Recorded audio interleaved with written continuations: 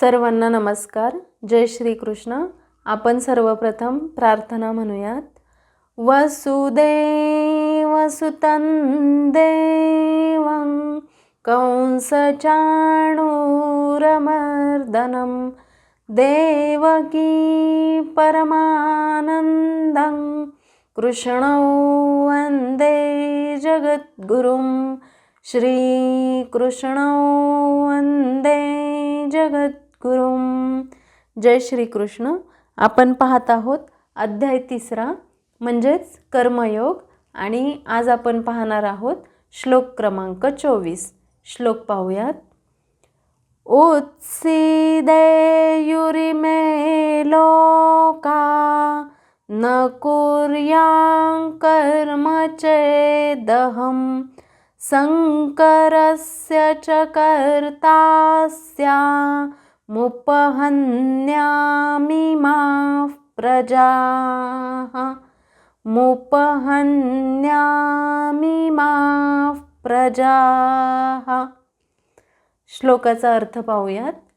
उत्सीदेयु म्हणजे नष्ट होतील, इमे म्हणजे हे सर्व, लोका म्हणजे लोक किंवा जग, न म्हणजे नाही, कुर्याम म्हणजे आचरण केलेले, कर्म म्हणजे नियत कर्म, चेत म्हणजे जर, अहम म्हणजे मी, संकरस्य म्हणजे अनावश्यक प्रजा, च म्हणजे आणि, कर्ता म्हणजे उत्पन्न करणारा, स्याम म्हणजे होईन, उपहन्याम म्हणजे विनाश करणारा, इमा म्हणजे या सर्व, प्रजा म्हणजे जीव.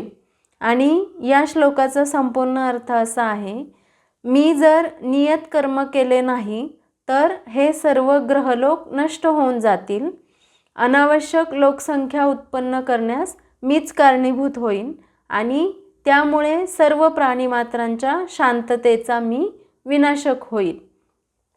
आता आपण हा श्लोक थोडा समजून घेऊयात. 23व्या श्लोकात भगवंतांनी सावधपणे कर्मे केली नाहीत तर त्याचे काय परिणाम होतील हे सांगितले. कारण मनुष्य सर्व प्रकारे भगवंतांनी सांगितलेल्या मार्गाचेच अनुसरण करतात. या श्लोकात भगवंत सांगतात की मी जर कर्म केले नाही तर सर्व माणसे नष्टभ्रष्ट होतील आणि मी संकरतेचे कारण होईल, तसेच या सर्व प्रजेचा घात करणारा होईल. भगवान म्हणतात, जर मी कर्म केले नाही तर हे सर्व लोक आळशी बनतील, विलासी व भोगी बनतील आणि सर्व लोकांचा नाश होईल. कारण ते आळशी बनले तर विकर्माच्या मागे जातील. लोकांना सतत कार्यशील ठेवणे आवश्यक आहे, तेव्हाच ते विकर्माच्या मार्गावर जाणार नाहीत. रिकामेपण आल्यावर मनात चुकीचे विचार येण्यास सुरुवात होते. मग काही लोक बसून पत्ते खेळतात, काही काम न करता गप्पा मारतात. यामुळे माणसे बिघडतात. म्हणून भगवान म्हणतात, मी जर काम केले नाही तर भ्रष्ट प्रजा निर्माण होईल. सृष्टीचे चक्र हा निष्काम कर्मयोगाच्या माध्यमातून होणारा एक यज्ञ असतो. सर्व माणसे निष्काम कर्मयोगाच्या मार्गावरून भ्रष्ट होऊ नयेत आणि आपण सर्व जीवांचा घात करणारे होऊ नये म्हणून सिद्ध व्यक्तीलाही कर्म करावे लागते, हे भगवंत स्वतःचेच उदाहरण देऊन सांगत आहेत. सर्वांनीच जशी स्वतःची शारीरिक, मानसिक आणि बौद्धिक वाढ होत जाते, तिला अनुसरून इतरांसाठी आदर्श असे वर्तन ठेवणे आवश्यक आहे. भगवान म्हणतात, मी कर्म केले नाही तर माझे नुकसान होणार नाही, कारण मी अवतार घेऊन देह धारण करून माझ्याच मायेच्या अधीन होऊन या सृष्टीत आलो आहे. मात्र या मायाधीन परतंत्र असलेल्या जनसमुदायासाठी कर्म करणे हेच त्यांच्या मुक्तीचे द्वार आहे. त्यांनीच जर माझे अनुसरण करून कर्म करणे सोडले तर त्यांचे नुकसान होईल.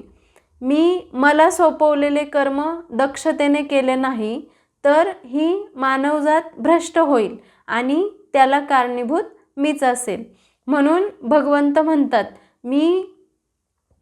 मला तिन्ही लोकांमध्ये काहीही प्राप्त करायचे नाही, तरीही मला कर्म करावे लागते. स्वामी विवेकानंद म्हणतात त्याप्रमाणे हे विश्व एका यंत्राप्रमाणे असते. यंत्राचे सर्व भाग परस्परांशी समन्वय साधून कार्यरत राहिले तरच यंत्र बरोबर चालते. एखाद्या भागात झालेला बिघाड पूर्ण यंत्राच्या कार्यात व्यत्यय आणतो. त्याप्रमाणे विश्वाच्या कार्यात म्हणजेच या यज्ञात आपला योग्य तो सहभाग न देणारी माणसे सृष्टीचक्रात व्यत्ययच आणत असतात. तसेच वर्णसंकर म्हणजे अनावश्यक लोकसंख्या होय, जी सामान्य समाजाची शांतता भंग करते. ही सामाजिक शांतता राखण्यासाठी शास्त्रप्रमाणित नीतिनियम आहेत, ज्यामुळे प्रजा आपोआपच शांत होते आणि जीवनातील आध्यात्मिक प्रगती करता संघटित होते. जेव्हा भगवान श्रीकृष्ण अवतरित होतात तेव्हा स्वाभाविकपणेच ते अशा विधिविधानांचे पालन करतात, कारण त्यांना अशा महत्त्वाच्या कृत्यांची गरज आणि प्रतिष्ठा राखायची असते. भगवान श्रीकृष्ण हे सर्व जीवांचे पिता आहेत आणि जर सर्व जीवांची दिशाभूल झाली तर अप्रत्यक्षपणे त्याची सर्व जबाबदारी भगवंतांकडेच जाते. म्हणून जेव्हा अशा नियामक तत्वांविषयी अनादर निर्माण होतो तेव्हा समाजामध्ये सुधारणा करण्यासाठी स्वतः भगवंत अवतरित होतात. आपण भगवंतांच्या पदचिन्हांचे अनुसरण केले पाहिजे, कारण आपण त्यांचे अनुकरण करू शकत नाही. अनुसरण आणि अनुकरण या कृती वेगवेगळ्या पातळीवरच्या आहेत.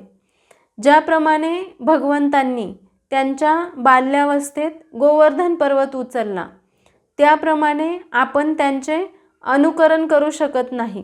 असे करणे कोणत्याही मनुष्याला शक्य नाही. म्हणून भगवंतांच्या उपदेशांचे पालन करणे तसेच कर्मयोगाचे पालन करणे म्हणजेच त्यांच्या उपदेशांचे अनुसरण करणे होय, कारण आपण केव्हाही त्यांचे अनुकरण करू शकत नाही. ईश्वर किंवा जे वास्तविकपणे चंद्र सूर्याच्या हालचालीवर नियंत्रण करतात त्यांचा विचार आपण नेहमी श्रेष्ठ म्हणून केला पाहिजे. सर्वसामान्य शक्तिहीन मनुष्य महाशक्तिशाली ईश्वराचे अनुकरण करू शकणार नाही. भगवान शंकरांनी हलाहल विष प्राशन केले, पण सामान्य मनुष्याने अशा विषाचा एक थेंबही प्राशन केला तरीही त्याचा मृत्यू होतो. भगवान शिवाचे अनेक भोंदू भक्त आहेत जे मादक द्रव्यांचे सेवन करतात, पण भगवान शिवांच्या कृत्यांचे अनुकरण करत असताना ते विसरतात की अशा अनुकरणामुळे ते मृत्यूच्या तोंडात जात आहेत. त्यामुळे अनुकरण करण्यापेक्षा अनुसरण करणे कधीही श्रेष्ठ आहे. तसेच भगवान श्रीकृष्णांचे देखील काही भोंदू भक्त आहेत जे भगवंतांच्या रासलीला किंवा प्रेम नृत्य याद्वारे भगवंतांचे अनुकरण करण्यास प्राधान्य देतात, परंतु ते विसरतात की आपण गोवर्धन पर्वत उचलण्यास असमर्थ आहोत. म्हणून मनुष्याने सामर्थ्यशाली व्यक्तींचे अनुकरण करण्यापेक्षा त्यांच्या केवळ उपदेशांचे पालन करून त्यांचे अनुसरण करणे हेच उत्तम आहे. या कारणामुळे सर्व माणसे भ्रष्ट होऊ नयेत आणि आपण सर्व जीवांचा घात करणारे होऊ नये म्हणून ज्ञानी माणसालाही कर्म करावे लागते, हे भगवंत स्वतःचे उदाहरण देऊन सांगतात. थोडक्यात या श्लोकाचा सारांश असा आहे, श्रीकृष्ण अर्जुनाला सांगतात की परमेश्वर असो वा समाजातील श्रेष्ठ पुरुष, प्रत्येकाने लोककल्याण आणि व्यवस्था राखण्यासाठी आपले कर्तव्य कर्म सातत्याने केले पाहिजे. कर्म न करणे हे कर्मबंधनातून मुक्ती मिळवण्याऐवजी प्रजेच्या नाशाचे कारण बनते. म्हणून या श्लोकात श्रीकृष्णांनी निष्क्रियतेचा सर्वात मोठा धोका आणि कर्तव्य कर्माचे महत्त्व दोन्हीही एकत्र स्पष्ट केले आहे. आधुनिक जीवनातील या श्लोकाचे महत्त्व पाहिले तर हा श्लोक आजच्या जागतिक शासन आणि नैतिक नेतृत्वासाठी अत्यंत महत्त्वाचा आहे. जेव्हा व्यवस्थेमध्ये निष्क्रियता असते तेव्हा त्याचा काय परिणाम होतो हे श्लोक स्पष्ट करतो. देशाचा पंतप्रधान, कॉर्पोरेटचा व्यवस्थापक किंवा कुटुंबाचा कर्ता यापैकी कोणीही जर आपले कर्तव्य आळसाने किंवा दुर्लक्ष करून पार पाडले तर त्याचे दुष्परिणाम संपूर्ण प्रणालीवर होतात. उदाहरणार्थ, शासनाने कायदे अंमलात आणले नाहीत तर अराजकता निर्माण होते. एखाद्या व्यक्तीची निष्क्रियता संपूर्ण सामूहिक विनाशाला कारणीभूत ठरू शकते. म्हणून व्यवस्थेतील निष्क्रियता ही अत्यंत धोकादायक आहे. तसेच कर्तव्याचा गोंधळ म्हणजे आपले नेमके कर्तव्य कोणते, विहित कर्तव्य कोणते या बाबतीत सर्वसामान्य लोकांचा नेहमी गोंधळ उडतो. आधुनिक काळात वर्णसंकर याचा अर्थ कर्तव्याचा गोंधळ असाही आपण घेऊ शकतो.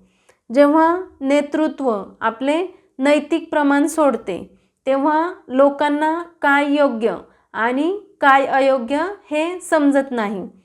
कारण कामातील प्रामाणिकता, जबाबदारीची भावना आणि उत्कृष्टतेचे मापदंड सोडून दिल्यास समाजात केवळ स्वार्थ आणि अनैतिकता पसरते.